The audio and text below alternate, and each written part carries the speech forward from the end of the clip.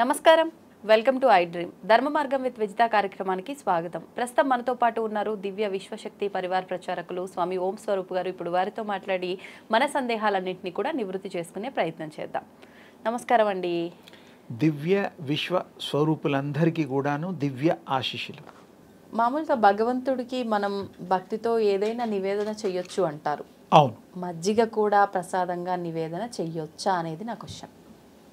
భగవంతుడికి అన్నీ ఇష్టమే. ఫలాలు ఇష్టము, తులసి దళాలు ఇష్టము. చూడండి, మరి ఏవి ఇష్టం లేదు? ప్రతిదీ మనస్సు పూర్తిగా మీరు వారికి సమర్పించి తర్వాత మళ్ళీ మనం స్వీకరిస్తాం కాబట్టి తినేది ఏవైనా కూడా దేవుడు ఆగ్రహణిస్తాడు. లాస్ట్ టైం ఓ మాట చెప్పా, స్మెల్ చేస్తాడు మీరు ఏది పెట్టినా. గుళ్ళల్లో అన్ని తలుపులు వేయడం అవన్నీ చెప్పాను. అలాగే భగవంతుడికి ఏది ఇచ్చినా తీసుకుంటాడు. పాలు, పంచామృతం అంటూ ఉంటాం కదా, తేనె, అరటిపళ్ళు, యాపిల్ పళ్ళు. ఈ మధ్య చాలా మంది చాలా వేస్తున్నారు. అవన్నీ అభిషేకం చేస్తాము. లేదమ్మా, ప్రసాదాలు నాట్ ఓన్లీ అభిషేకం అమ్మా, మీరు విడిగా కూడా ప్రసాదాల్లో ఈ యొక్క తీర్థ దీంట్లో కూడా కొంతమంది చేస్తారు. సత్యనారాయణ వ్రతాల్లో కూడా ప్రసాదంలో అన్ని కలుపుతాం కదా.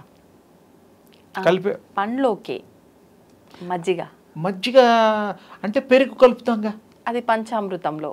అవును, విడిగా మజ్జిగ పెట్టచ్చు, పెట్టకూడదని ఎక్కడ లేదు. ఎటువంటి సందర్భాల్లో ప్రత్యేకించి ఏ భగవంతునికి అలా అంటే ఏం లేదమ్మా. భగవంతులు అందరికీ మజ్జిగ మనలాగానే మానవ రూపం ధరించిన దేవుడే కాబట్టి మజ్జిగ తాగనని ఏ దేవుడు అండు. భక్త కన్నప్ప కూడా మరి ఒక కుందేల్ని తీసుకొని తినమంటే తిన్నాడు పాపం ఆయన. గతంలో మనం ఆ చరిత్ర కాళహస్తి మహత్యంలో చూసాము. కానీ భగవంతుడికి ఏది పెట్టినా స్వీకరిస్తాడమ్మా. ఉదకం కూడా స్వీకరిస్తాడు కదా, మంచినీరు, పాలు అన్ని స్వీకరిస్తాడు. మజ్జిగ అనేటువంటిది మన ఇష్టంతో పెట్టుకొని స్వామికి సమర్పించవచ్చు, తప్పులేదు. ఆయన నాకు వద్దంటాడా? ఆయన మాట్లాడితే అంత అదృష్టం కూడా ఉందా ఈ మనుషులకి? ఆయన మాట్లాడితే ఎంత సంతోషం, అడిగితే ఇంకా సంతోషం. భగవంతుల్లో మాట్లాడేటట్టు చేసుకోగలం. దానికి విద్యలు ఉన్నాయి. మాట్లాడతాడా భగవంతుడు? తప్పకుండా. ఇప్పుడు మీరు మాట్లాడుతున్నారా లేదా? మాట్లాడిస్తే మనుషులం కదా. దైవం మానుష రూపేణ, భగవంతుడు కూడా మనుష్య రూపంలో వచ్చాడుగా. కృష్ణుడు ఉన్నప్పుడు మాట్లాడలేదు ఎవరితో? రాముడు ఉన్నప్పుడు ఎవరితో మాట్లాడలేదా? కానీ ఆయన భగవంతుడు అని ఉన్నవారికి తోటి వారికి ఎవరికి లేదండి. ఆయన కూడా కారణజన్ముడు. తల్లిదండ్రులు కోరిక మీద మరి రావడము, ఆ విష్ణు అంశ, అవన్నీ వాళ్ళంతా దేవుళ్ళు కూడాను మామూలు శక్తి స్వరూపాలే. బాడీస్లోకి వచ్చిన తర్వాత పేర్లు పెట్టారు అవి ఇవి, అంతేగాని ఇప్పుడు మీకు ఏదో పేరుంది, నాకేదో పేరుంది. పేరు తల్లిదండ్రులు ఇష్టంతో పిలుచుకోవడం కోసం పెట్టారు. అందరినీ శక్తి 1 2 అనలేం కదా. అవును. అందుకని మజ్జిగ తప్పకుండా తీసుకోవచ్చు. మజ్జిగని కమ్మటి మజ్జిగ, చక్కెర ఎక్కర్లా, వేసుకునే వాళ్ళు వేసుకుంటారనుకోండి. మామూలుగా తోడు పెట్టినప్పుడు ఫ్రెష్గా ఉంటుంది. మరీ ఎక్కువగా అయితే పొల్లగా అవుతుంది ఎండాకాలం. కొంచెం మధ్యస్థంగా ఉన్నప్పుడు తీసుకుంటే మంచి టేస్ట్ ఎంత బాగుంటుందంటే దాన్ని వర్ణనాతీతం. నేను అప్పుడప్పుడు ఆ మజ్జిగ అలా చేసి ఆ తల్లికి, తండ్రికి, శివయ్యకి పెట్టేసేసి, ఆయనేమో మనందరి కోసం, దేవతల కోసం విషాన్ని, గరళాన్ని మృంగి ఇక్కడ ఆపితే మచ్చ కూడా అవుతుంది తెలుసుగా. ఆయన ప్రపంచానికి శక్తితో ఆయన చేసిన పనులు దేవతల కోసం ఆయన అందరికీ కాపాడాడు. ఆ విషయాన్ని కూడా గ్రహించాడు. మహాదేవుడు అప్పుడే అయ్యాడు. దేవుళ్ళలో మహాదేవుడు ఆయనే. అంతకంటే గొప్ప దేవుడు లేడు. అలాగే మానవులు మనం కూడా కాస్త మన ఆరోగ్యం కోసం దృష్టిలో పెట్టుకొని మీరు మజ్జిగ తప్పకుండా, ఎండాకాలం అనే కాదు ఏ కాలంలో అయినా కూడా కమ్మటి మజ్జిగ అంటే పూర్తిగా పెరుగు అవ్వకుండా, గట్టి పడకుండా అలా లేతగా చేసుకొని అది కూడా తాగితే మంచి టేస్ట్ ఉంటుంది. దాంట్లో ఏమైనా కలుపుకోవచ్చు, దాంట్లో ఇబ్బందులు లేవు. మజ్జిగ వల్ల బాడీలో చల్లదనం ఏర్పడుతుంది. ఓకే, మరి భగవంతుడికి మజ్జిగ నివేదనం చేయడం వెనకాల అంటే ఆ స్వామికి మనని కరుణించడానికి ఏది పెట్టినా స్వీకరిస్తాడు కదా. ఎనీథింగ్, పండైనా, ఫలమైనా, పువ్వులైనా, ఏదైనా తెలుసు కాబట్టి తెలిసిన విషయాలు చెప్పకుండా ఆయనకి భక్తితో నివేదించేటువంటి అమృత తుల్యమైనటువంటి, అమృతం అని కూడా దీనికి ఇంకో పేరు ఉంది మజ్జిగకి. కొన్ని ప్రాంతాల్లో అమృతంగా కూడా దాన్ని స్వీకరిస్తారు. పాలు కూడా మరి పాల దాంట్లోనే క్షీరసాగర మదనంలోంచి ఆ లక్ష్మీ అమ్మవారు వచ్చింది, అన్ని ఇచ్చేటువంటిది, ఆరోగ్యం కూడా ఇచ్చేది తల్లే. కాబట్టి ఇక్కడ కూడా స్వామివారికి, శివస్వామి గారు ఇంకే స్వామి అయినా కూడా దేవుళ్ళకి మనం మజ్జిగ తప్పకుండా నైవేద్యం పెట్టచ్చు. ఆయన దాన్ని స్ఫూర్తిస్తారు, మీకు అనుగ్రహిస్తారు, మన్ని ఆరోగ్యవంతులుగా ఉంచుతారు. సందేహం లేదు. మజ్జిగ ఇవ్వకూడదని ఏమీ లేదు, ఎక్కడా లేదు. పాలిస్తున్నప్పుడు మజ్జిగ ఏమైంది? ఏం తప్పు లేదు, తప్పు లేదని నా భావన. మనమైతే మజ్జిగ తాగే ముందు దాంట్లో కొంచెం సాల్ట్ వేసుకుంటాము, మరి భగవంతుడు నివేదన అసలు మీకు సాల్ట్ ఎక్కర్లేదు, చక్కెర ఎక్కర్లా. ఎందుకు? మీరు పూర్తిగా పెరుగైన తర్వాత అల్లా కాబోతూ ఉంటుంది, పెరుగు అవ్వడానికి క్రియ మొదలవుతూ ఉంటుంది.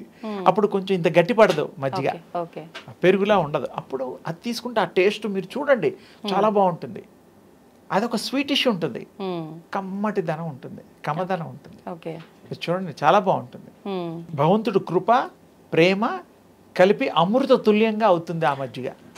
కరెక్టే మీరు చెప్పింది. మామూలుగా అంటే పెద్దవాళ్ళు మనం నిత్యం చేసే పనుల్లో కొన్ని కొన్ని చెప్తూ ఉంటారు, పెరుగు పూర్తిగా తోడుకోకముందే దాన్ని కదపకూడదు అంటారు.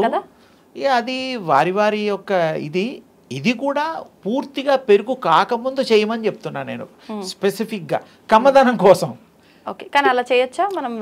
ఎందుకు పూర్తిగా తోడవకుండా ఇళ్లలో చాలా మంది టైం లేక పోసేసుకుంటూ ఉంటారు. ఉద్యోగాలకు వెళ్ళేవాళ్ళు, బయటికి వెళ్ళేవాళ్ళు టైం లేక పెరుగు తీసుకొచ్చి అది పెరుగుగా కూడా తినొచ్చు, కానీ పెరుగు మందం చేస్తుంది కదా. ఇది బాగుంటుందమ్మా, హెల్త్కి ఏమి ఇబ్బంది లేదు, చక్కగా నో సైడ్ ఎఫెక్ట్స్, బాగుంటుంది. అల్లం వేసుకునే వాళ్ళు ఉన్నారు, రకరకాలు. మనం ఏం లేదు, యాజ్ ఇట్ ఈస్ దాన్ని ఎలా ఉందో అలా తీసుకుందాం. పూర్తిగా పెరుగు కాకుండా తీసుకునే దాంట్లో మంచి శక్తి సంబంధించిన గుణాలు కూడా ఉంటాయి దాంట్లో, బాగుంటుంది.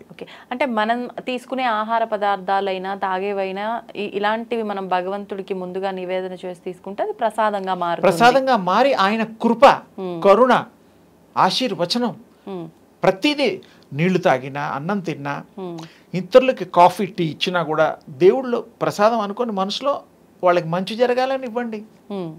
నేను అలాగే చేస్తాను. ఏది ముట్టుకున్నా ఆయన ప్రసాదం, తల్లి ప్రసాదం, శివయ్య ప్రసాదం, భగవంతుడి ప్రసాదం అనుకోవాలి. మన ఈ బ్రతుకే ప్రసాదం, ఆయన అనుగ్రహించిందేగా.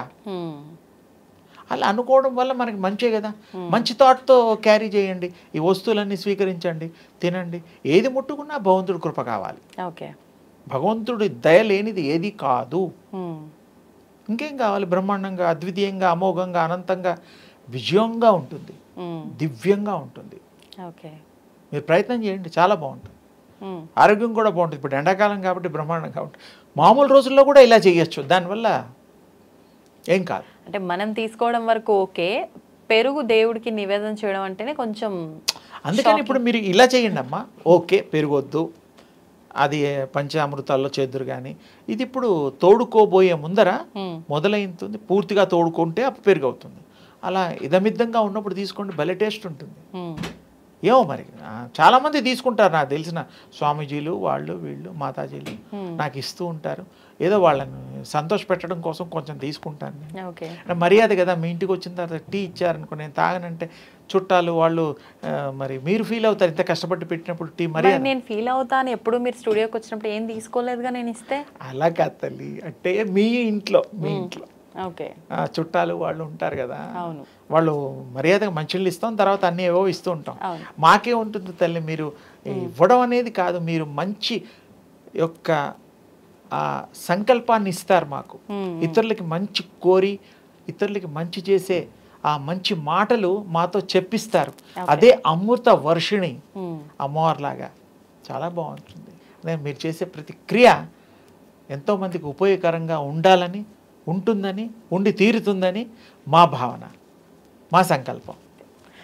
మీ ఆశీస్సులు ఉంటే మీరు అనుకున్నట్టుగానే అన్నీ ముందరికి వెళ్తాయని చెప్పి తప్పకుండా మీరు ముందుకు వచ్చి చెయ్యండి, నడుము కట్టండి, నడుము బిగించండి, విజయం మీ సొంతం అవుతుంది. ధన్యవాదాలు. శుభం తల్లి.